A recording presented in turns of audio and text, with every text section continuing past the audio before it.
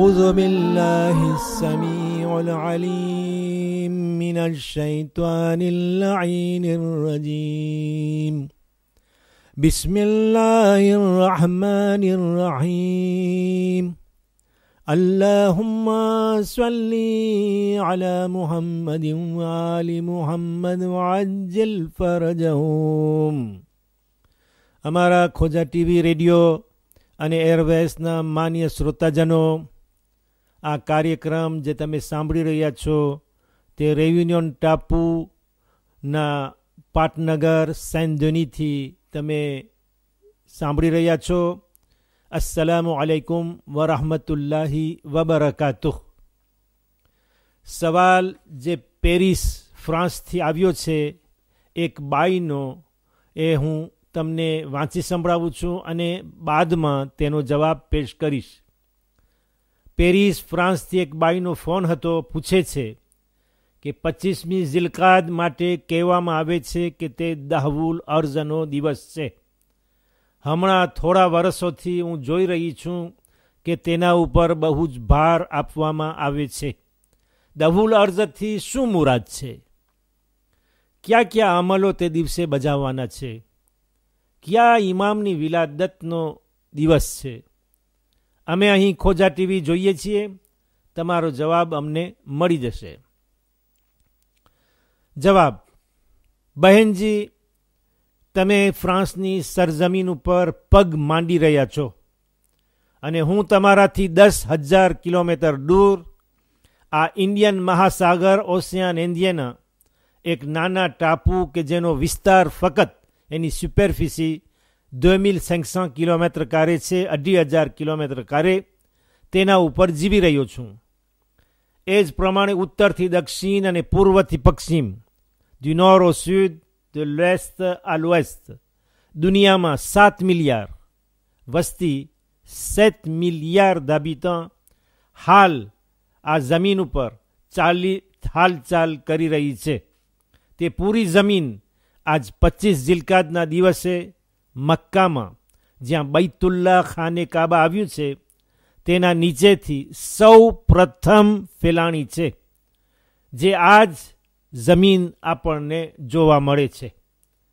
આજે જમીનની પૈદાઈશનું, જન્મનું એનિવર્સર છે અને તેનો પાયો ખાને કાબાના નીચે નાખવામાં આવ્યો છે. અથવા એમ કહો કે તે ખાને કાબાના પાયા નીચે જમીન ઝૂકીને સજદો કરી રહી છે. દહા અરબીમાં માયના થાય છે પથરાવવું, ફેલાવવું. ફ્રેન્ચીમાં જેને કહેવાય એતાલે, ઇંગ્લિશમાં સ્પ્રેડ કહેવાય છે. અર્ધ એટલે જમીન, દહવુલ અર્ઝ એટલે જમીનનું વિસ્તરવું, જમીનનું ફેલાવવું. 25 ઝિલકાદના કોઈ ઇમામની વિલાદત નથી, પણ તે દિવસે રિવાયતમાં મળે છે કે ઇમામે ઝમાના અજ્જલલ્લાહુ તઆલા ફરજહુ શરીફ ઝહૂર ફરમાવશે અને તે જુમ્માનો દિવસ હશે. એમ પણ કહેવાય છે કે ઇમામે ઝમાના અલૈહિસ્સલામ જ્યારે ઝહૂર ફરમાવશે તે રોઝે આશુરાનો દિવસ હશે. 25 ઝિલકાદના ભલે કોઈ ઇમામની વિલાદત દિન ના હોય, કોઈ ઇમામની વિલાદત તે દિવસે થઈ હોય એમ મળતું નથી, પણ રિવાયતથી સાબિત છે કે તે રોજ 2 ઉલુલ અઝ્મ પૈગંબરો પેદા થયા છે. એક હઝરત ઇબ્રાહીમ ખલીલુલ્લાહ અને બીજા હઝરત ઈસા રૂહુલ્લાહ અલૈહિ મુસ્સલામ. વર્ષમાં 4 દિવસો એવા છે કે જેમાં રોઝા રાખવાની બહુ જ ભલામણ થઈ છે. ત્રે રેકોમાંદે, ઘણો સવાબ છે, સુન્નત છે, મુસ્તહબ છે. 27મી રજબનો દિવસ કે રોઝે બેસત છે. હઝરત મુહમ્મદ સલ્લલ્લાહુ અલૈહિ વસલ્લમ નબી અને રસૂલ પેદા થયા હતા, પણ આ દિવસે તેમને અલ્લાહ તરફથી હુકમ મળ્યો કે હવે પોતાની રિસાલત, નબુવતનો એલાન દુનિયા સામે કરે. ઉપરાંત થોડા વર્ષો બાદ તે જ રાતના તેમને મેઅરાજ આસમાનોની સફર નસીબ થઈ હતી. 17 રબીઉલ અવ્વલનો દિવસ જે મિલાદુન નબીથી ઓળખાય છે, હઝરત રસૂલે ખુદા સલ્લલ્લાહુ અલૈહિ વસલ્લમ ઉપરાંત આપણા છઠ્ઠા ઇમામ હઝરત જાફર સ્વાદિક અલૈહિસ્સલામના એ બંને માસુમીન અલૈહિસ્સલામનો જન્મ દિન છે. 18મી ઝિલહજ યૌમે વિલાયત ઇમામે અલી અલૈહિસ્સલામને મૌલા અને ઇમામ ઈદે ગદીરના દિવસે જાહેર કરવામાં આવ્યા અને 25મી ઝિલકાદનો તહેવાર છે કે જે દિવસે રોઝો રાખવો 70 વર્ષનો રોઝો રાખવા બરાબર છે. 70 ans de jeûne. અને 70 વર્ષના ગુનાનો કફારો બને છે. 70 ans. જે માણસ રાતે ઇબાદત કરે અને દિવસે રોઝો રાખે તેને જાણે 100 વર્ષ 100 ans સુધી ઇબાદત કરી એટલો સવાબ મળે છે. આજના દિવસે રોઝો રાખનાર માટે જમીનો આસમાન વચ્ચે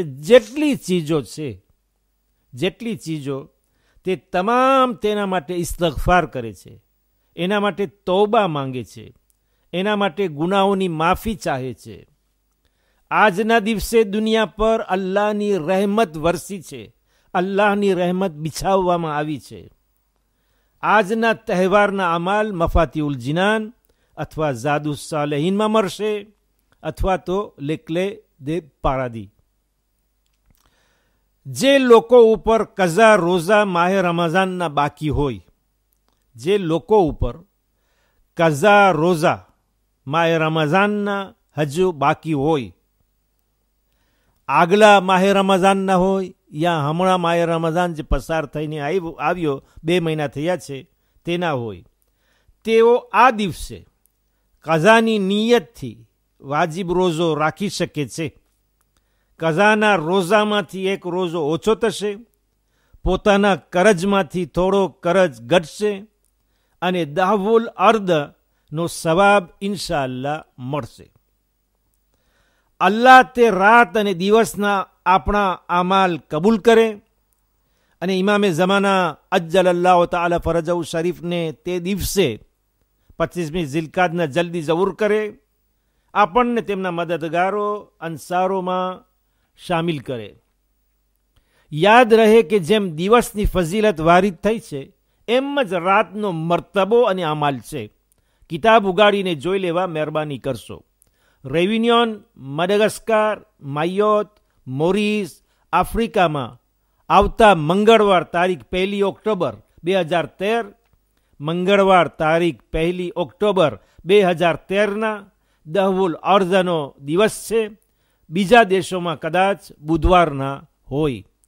આયતુલ્લાહ સિસ્તાની, બીજા મુસ્તહેદીન, આયતુલ્લાહ, ઉલમાએ દીન અને દુનિયાભરમાં જ્યાં ખૂણે ખૂણે શિયાને અહેલેબેત વસતા હોય, અલ્લાહ તેમની દરેકની જાન, માલ, ઇજ્જત, ઔલાદને પોતાની હિફાજતમાં રાખે. વઆલૈકુમ સલામ વરહમતુલ્લાહિ વબરકાતુહુ. મુલ્લા નિસારનો તમે અવાજ સાંભળી રહ્યા હતા અને ખુદા હાફિઝ.